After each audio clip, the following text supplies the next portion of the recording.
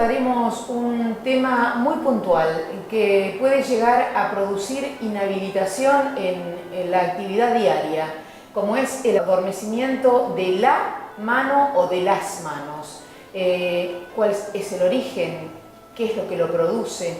¿Y cuáles son las formas de tratamiento? Con ello vamos a estar hablando con el doctor Abel Lemiña, a quien le damos la bienvenida. Hola, ¿qué tal? Un gusto.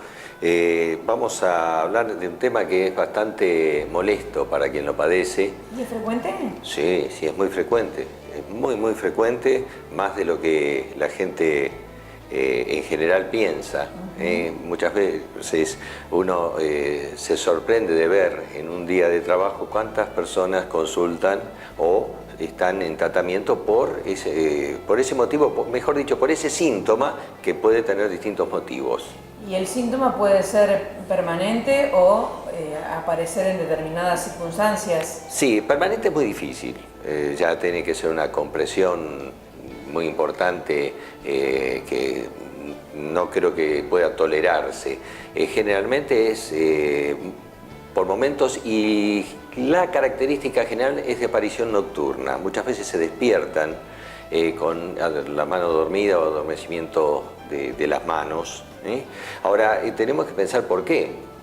O sea, hablemos de las causas más comunes. Siempre vamos a tener algunas patologías muy raras, muy poco frecuentes, que no vale la pena como información general. Pero sí entender que las manos se pueden adormecer fundamentalmente por una compresión sobre el paquete, o sea, sobre el grupo que va el nervio con el vaso sanguíneo.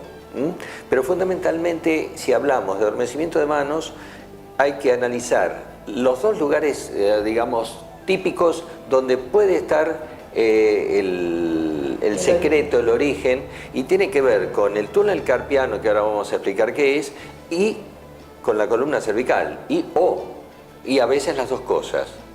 Entonces, digamos que el atrapamiento o la compresión del nervio que puede dar esa sintomatología, generalmente podemos tener en los dos polos. En el recorrido, bueno, es muy difícil porque en el resto tendría que haber a lo mejor una fractura o algo anterior que genere una compresión en esa zona. Si no, son los dos lugares clásicos y más frecuentes son columna cervical y túnel carpiano. La columna cervical, ¿cuál es el motivo por el cual puede producir esa sintomatología? Por compresión del nervio a nivel de lo que se llama plexo braquial. Traduzco, porque el nombre es muy raro. En medicina para nosotros es simple, pero para la gente hablarle de plexo braquial, la traducción sería: plexo es el conjunto de ramas, de cables, de los nervios que salen de la columna, que van a dar sensibilidad y movimiento a todo braquial, brazo, miembro superior. Ya sea yo muevo, gracias a esas descargas que mi cerebro le manda a la médula, al nivel cervical, donde van el nervio mediano, el nervio radial y los otros nervios chicos más pequeños que van para los grupos de la escápula, del omóplato, hacen que yo pueda mover, y a la vez yo puedo sentir por ese mismo cable que es de ida y vuelta. Sensibilidad y movimiento dependen de columna cervical. Entonces, si tenemos una lesión, ya sea funcional, una compresión por una protrusión o hernia discal, una rectificación que acompaña a una lesión previa funcional, un traumatismo, un accidente que hace reciente o pasado un tiempo empieza a generar eso, genera una alteración en columna cervical por el latigazo y puede estar comprimiendo. Entonces puede pasar desapercibido, confundir los síntomas, y muchas veces se estudia directamente el síntoma en la mano. Claro, se irradia el adormecimiento a la mano. Claro, entonces tenemos que, en el diagnóstico diferencial, es apuntar al foco. Es decir, si tenemos ya que todo el brazo se adormece, y eso ya sabemos que es cervical, sin embargo, se le puede hacer un estudio y da que acá también. Eso es muy frecuente ver eso, porque con unos estudios, la resonancia magnética para estudiar columna cervical, pero en la mano el nervio se estudia, el nervio mediano, que es el que pasa por acá, que es el que adormece en el túnel carpiano, que se comprime a este nivel. lo que tenemos es un estudio que se llama electromiograma, que es bastante desagradable.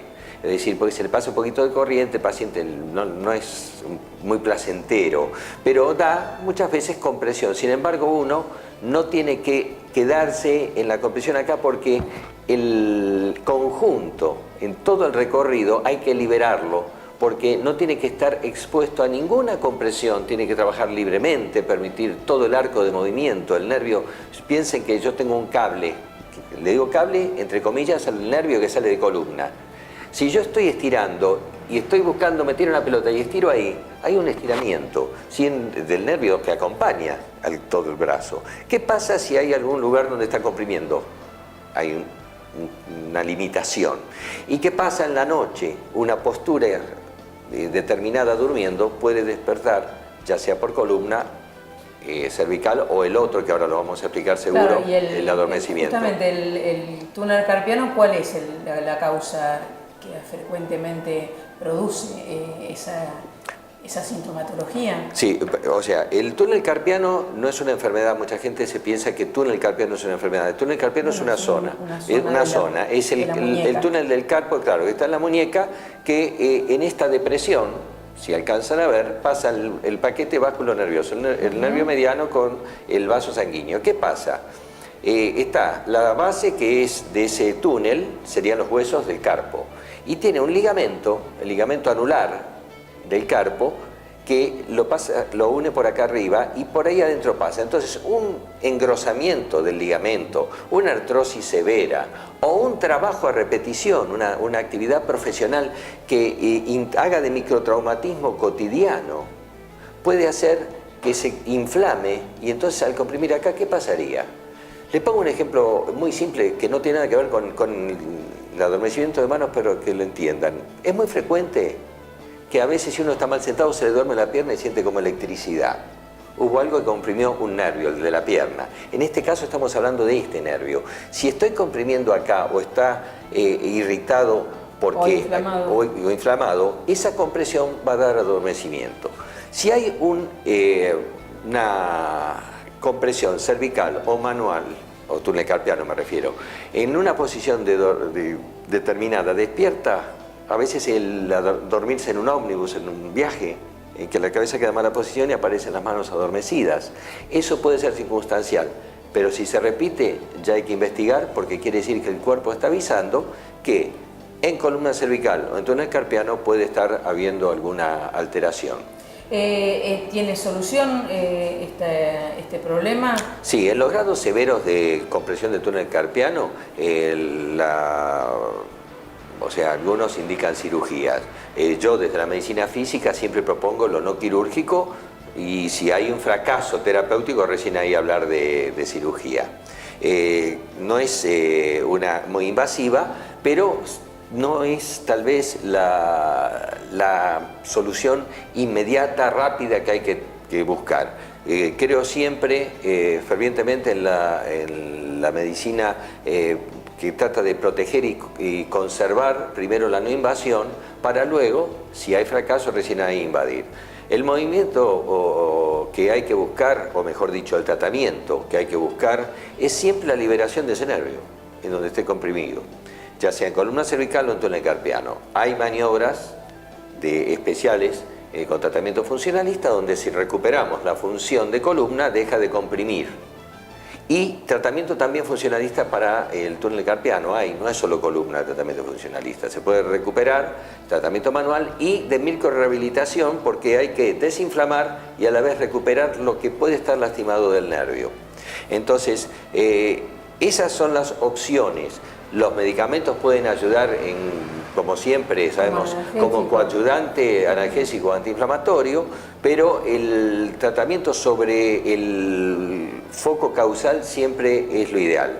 Desde el punto de vista funcionalista, cuando viene alguien con diagnóstico o que está confirmado que es túnel carpiano, igualmente hay que trabajarle túnel carpiano y columna cervical, siempre la cascada. Claro. Todo el recorrido, e inclusive con un método que es bastante novedoso de movimientos especiales que se llama neurodinamia, que tiene que ver con la dinámica del nervio que hablábamos. Entonces, si uno va liberando y va estimulando y trabajando en el recorrido del nervio, estamos dándole margen a que tenga más posibilidades de nutrirse y de no ser comprimido.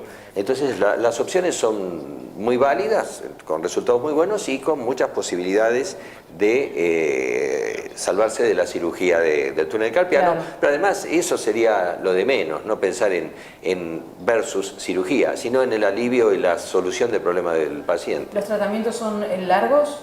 No tanto, no tanto. Si tiene lesión muy severa ya del nervio que ya debilitó la mano, ahí la microrehabilitación sí puede prolongarse, puede recuperar tejidos debilitados. Si son en las etapas iniciales o de sintomatología nada más, sin lesión muy importante, no, porque al trabajar sobre los dos puntos y con la neurodinamia, el complemento de eso, más la microrehabilitación, es decir, como que uno lo acorrala enseguida, ¿no?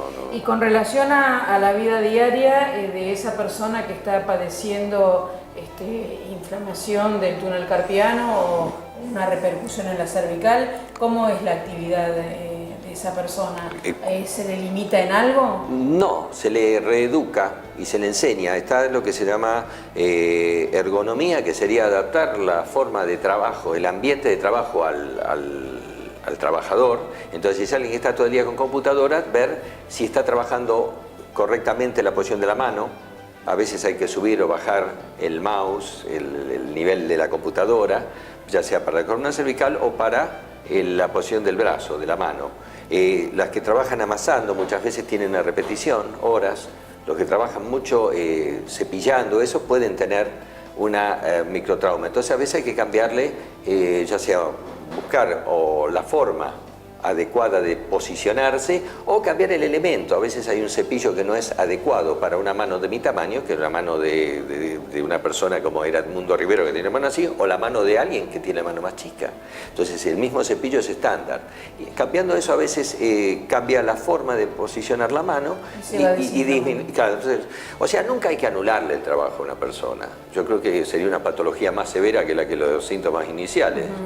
Quitarle la posibilidad de trabajar de lo que trabaja o del deporte que le gusta hacer, yo creo que es un traumatismo a la psiquis. Y creo que recuperarlo para que vuelva a la vida normal, adaptándole las cosas a lo más simple posible. Gracias. Al contrario. Hemos compartido un nuevo encuentro con el doctor Lemiña, tratándonos de informar, en este caso, como les dije, de un tema muy pero muy puntual, como es el adormecimiento de las manos. Esperamos le haya servido esta información y continuamos con el programa.